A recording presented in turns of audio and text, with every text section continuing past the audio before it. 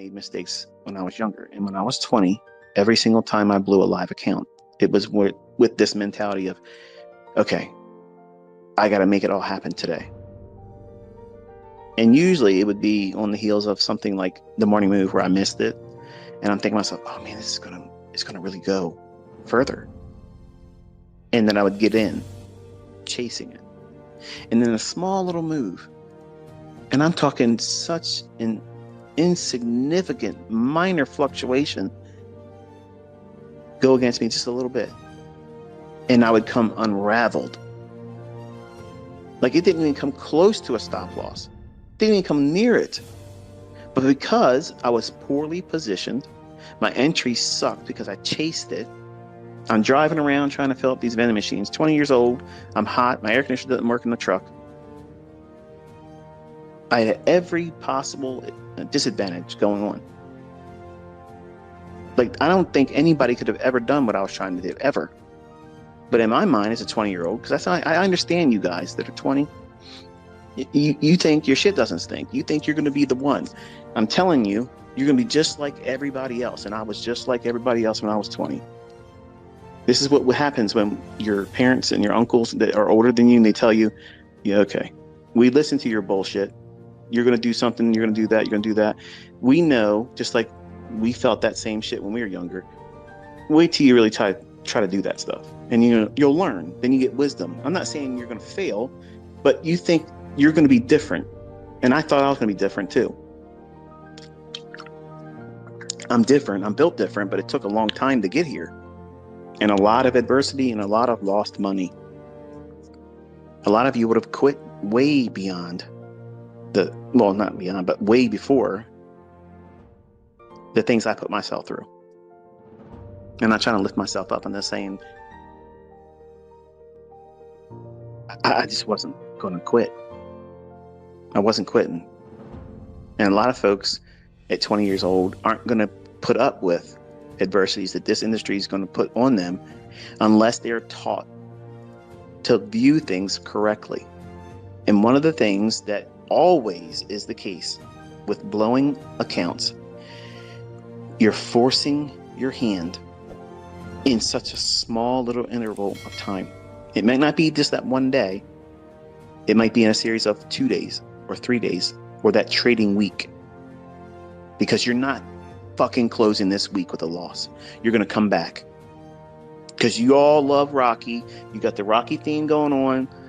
You're down 65% because you didn't fucking listen. You didn't use a stop loss. You're trying to do everything in the world, adding more indicators, changing the settings, checking YouTube. Who's doing what right now? Oh shit, he's doing that in the euro dollar. Let me go over here and do that. You're all trying to do something like it's going to be the magic, ingredients to everything. And you blow your account because you're pushing all of your career. Your whole career now is in the next few decisions. And guess what? You're actually shocked when the result of those decisions amounts to, yes, your career is dusted. You blew another account because you're trying to do something that is impossible. You're putting something on yourself as a trader, as a speculator, and you're trying to insist upon you being perfect in all circumstances that you're in right now. The market's going to be perfectly in sync with you, and you're going to be in sync with it. It's not going to have zero drawdown. You're not going to have any anxiety, and you're going to get the maximum out of the move after you've missed the initial move, or after you have taken trades that have caused drawdown. Some of these things are painfully recognizable. These are the things you like to ignore and pretend they never happened, but you have to endure them, embrace them, and learn from them. That's how I got where I am today. I didn't run from that stuff. I journaled it, I read it, I lived it, and I said, okay, what am I doing? Every time I blew an account in 20, what the fuck do I got to do to fix this? And I found that it was me doing like today, you're probably thinking about the marketplace. And for those that have maybe went in and chased price and got hurt, this means something to you. It resonates with you. Or maybe today you didn't do something, but maybe because I told you I wasn't doing anything and I'm done, that was an encouragement for you to say, you know what, if ICT's not doing it, I sure is fucking touching it. Well, that's good. I'm glad you listened. If I'm not doing something, that's one of the best things for you to copycat. But you're going to see folks come up behind the scenes. They weren't there calling the move. They weren't there saying, I'm doing this, here's my entry, here's my stop, here's my target. They're going to come back after the fact and say, oh, you didn't do anything. Oh, you're silly. Oh, ICT doesn't have a trade. But we were nowhere to be found when it was hot and heavy and we could have done something to prove we knew what the fuck we were doing. See, there's all kinds of armchair quarterbacks. They're all going to come in after the fact. And don't let that stuff bother you. Because, again, these are the same people. They're always going to come after the fact. They're always going to show you screenshots of something that they had 15 examples of running, but they're going to share it after the fact. Say, here's the trade I was in. Why didn't you call it out in the Twitter when I said I wasn't touching it anymore? That's what's lacking all the time. But some of you are so new, it's easily taking your attention away from the obvious. You're distracted easily because you're trying to find a person right now with a hot hand. I don't have a hot hand. I have a steady hand. My hand is steady. I know my stuff repeats. I don't need to have my things unfold in one particular day for me to establish dominance. I don't have to be here every single day doing something. I can pick and choose what calendar events that I'm going to participate in and navigate the entire month like that and be okay with it, and be okay with people thinking it should have been better, or I should have done more, or why did I do this and why did I do that? I'm not here to be criticized. I'm not here to be scored. I'm not here for that. And neither should you be. But you, as the driver, you're in the captain's chair and you're sailing that ship. Your destination is success. But success isn't a one-port destination. It's multiple stops continuously. So you got to stop thinking about your trading day or your next trade.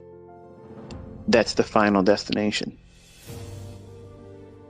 So you have to look past that. You have to look past the results of the next trade, because if that next trade doesn't arrive at success,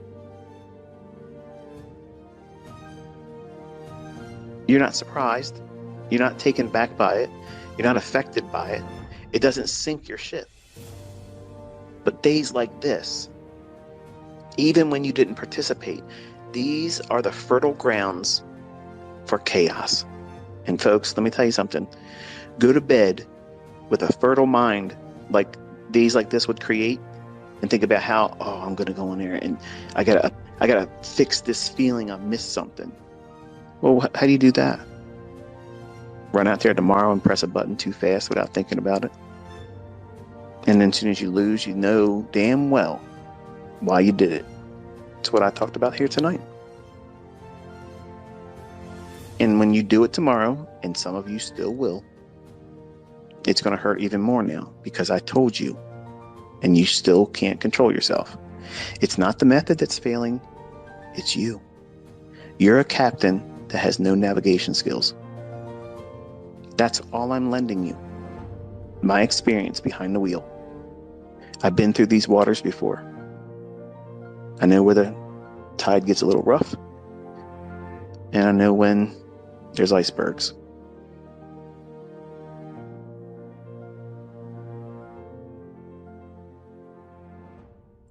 Just don't go out there tomorrow trying to prove yourself. Just relax, go slow. You have plenty of opportunities ahead of you. We have plenty of week left.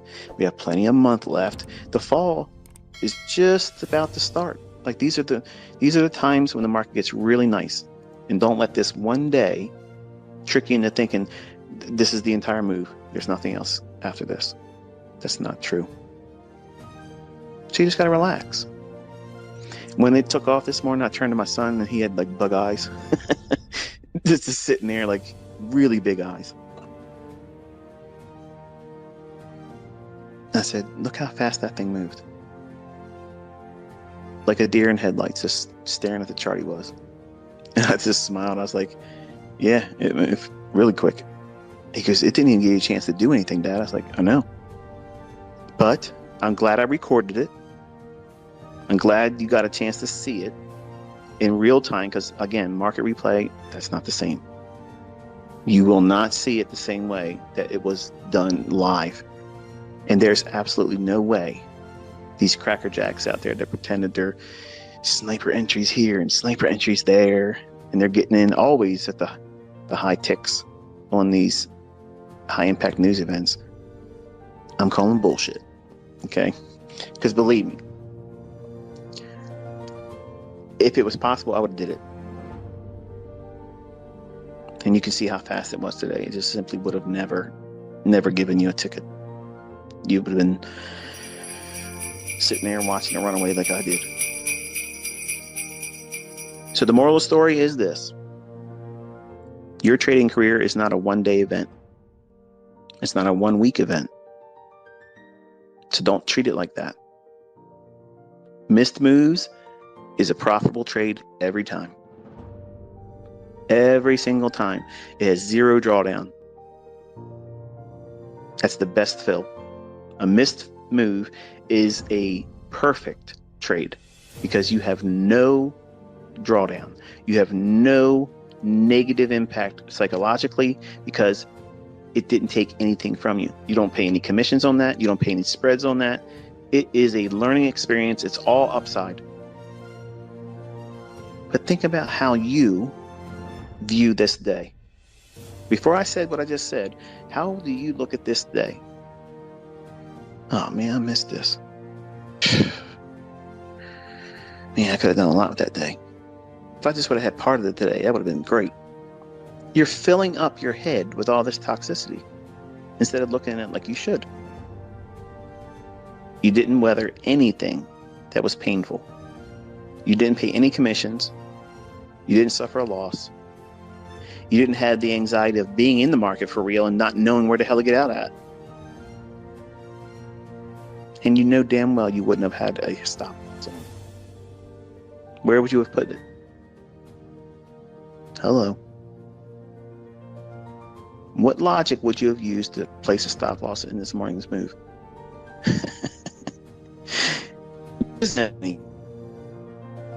It was just gone. So wherever you would place a stop loss, it would have been wrong. There's no reason to put it wherever you would have tried to put it because it's a move that's been chased. So you never would have put a stop loss on. And that's the reality of it all. You have to be sober and honest with yourself. That's what journals are for. So on a journal entry like today, you should be thinking to yourself, hey, you know what? This was an amazing move. Lots of volatility, speed, ridiculous amounts of speed. But I am so thankful that I did not get in there today and find harm or suffer a loss because of the velocity that this market presented. And there was no way for me to engage it. So I'm happy that my model did not put me in a position where I was suffering a loss, drawdown, anxiety. And that's how you treat it. And on Saturday or Sunday, when you reflect on it, when the market's not trading, you come back to that entry and look at it and look at how the week of the market closed. And you reflect on how it makes you feel.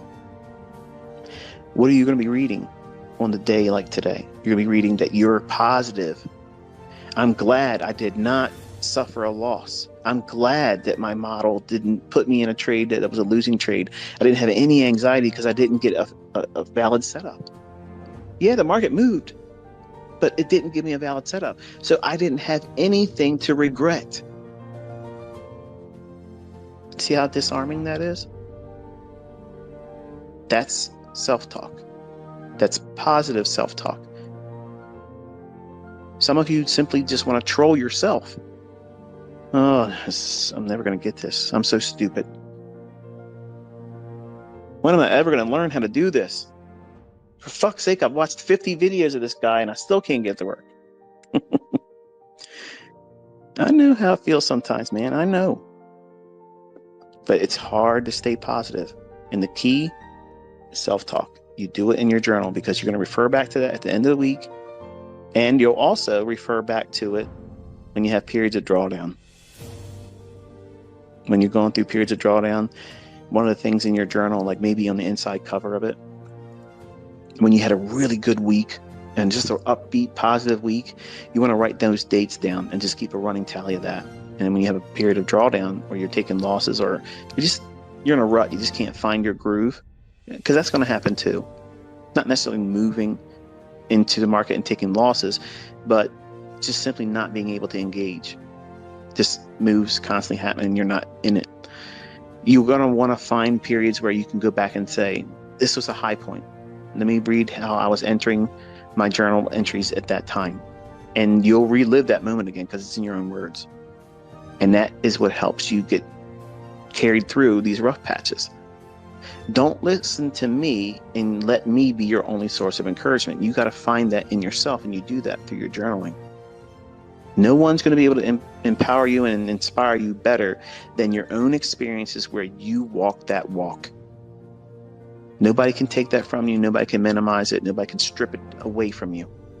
Those experiences are real. You logged them. You lived it. You were there in the moment. And when you capture that in your own words, using positive self-talk, never putting negative things in there like, oh, I'm never going to learn how to do this. I'm stupid. This is too hard. They're negative reinforcements that your subconscious is going to retain. So if you're feeding yourself positive feedback, that positive feedback loop that continuously delivers that same effect when you go back and refer to these positive entries on an event that wasn't really profitable by monetary terms, but you're coming out of that experience with a positive outlook. You weren't derailed by it. You didn't take a losing trade. You didn't even engage because your model didn't give you a setup. How are you going to complain about that? But some of you still try to do it. And all I'm trying to do is just get your bearings back and set your compass the right way. Success is in front of you. But sometimes you get distracted. You want to look off to the starboard or port side, and you spend too much time looking over there, you'll get off course. And your journey becomes longer than it needs to be. So hopefully this was a little bit of incitement to stay focused and not beat yourself up too much. And if that was, what you encouraged yourself through with doing what I'm telling you to do with your journal entry, that's good. But if it doesn't inspire you and you find things like this or these discussions not helpful to you, I don't know how to fix it for you. I don't know what else to do for you. Like, I have no other magic wand. I have no other recipe. I don't have another silver bullet. It's just a hard task to overcome yourself because you're the person that's stopping you from being successful in this. I've already given you a model that works. I've already given you tools and a roadmap. But if you choose not to follow the roadmap and you choose to make your own course, your own pathway, the duration is going to be longer and the adversities are going to be harder. And you're going to probably be a whole lot more anxious doing it differently because you're trying to reinvent the wheel instead of just submitting to the process, which admittedly is hard. It's hard. But everybody that gets there goes through it. Sometimes folks come in and they want to do it a little bit different. They want to do it their way. I'll take a little bit of this, I'll take a little bit of that, and then I'll call it mine. This is my approach. I took a little bit of this approach to what ICT does. I talked a little bit about what this guy over here talks about, and then I have a Frankenstein kitchen sink approach to it. And you'll share the hit and miss times where it works, but it just won't be consistent because you're not doing what I've taught you.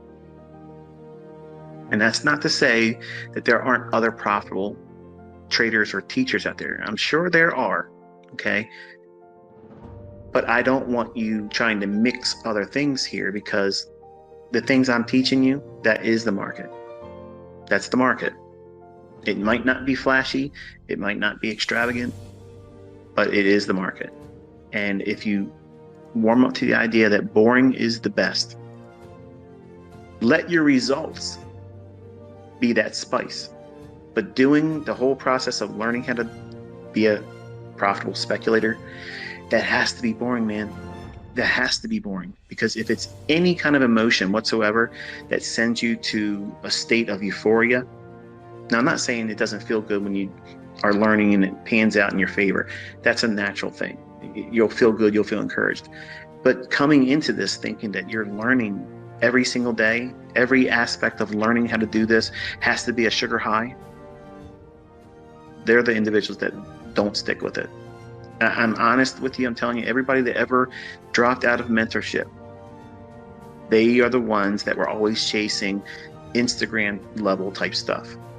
You know, pop sugar. You know, entertain me. Well, go watch a movie. Okay, go read a book or something if you want to be entertained. If you want to learn how to make a lot of fucking money, you just pull up a chair, show up every day, and the rest will take care of itself. Until I talk to you next time, be safe.